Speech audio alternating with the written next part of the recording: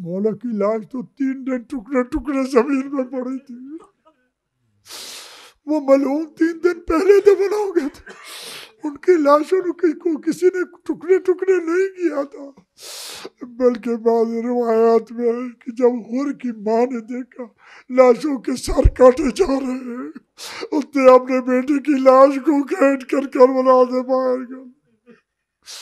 حسین کے ماں باپ زندہ نہیں تھے.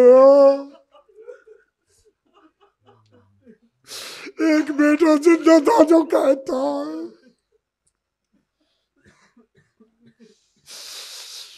وہ ملعون 3 دن پہلے دفن ہو گئے تھے مولا سے. ان کی لاشوں کو کسی نے ٹکڑے ٹکڑے نہیں کیا تھا. عرض کیا مولا کی لاش ٹکڑے ٹکڑے.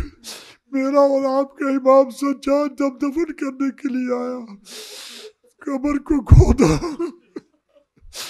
جب لاش اٹھانے لگے، لاش کے جس حصے کو اٹھاتے تھے وہ دوسرے سے جدا ہوتا تھا.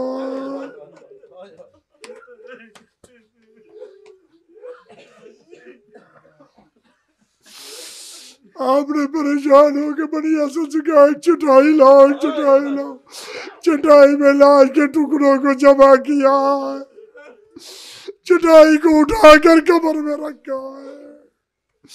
پھر مولا کی کٹی ہوئی انگلی تلاش کی جو ظالم نے انگشتر کو چوری کرنے کی کاٹی تھی، اس کو مولا کے ہاتھ میں رکھا ہے.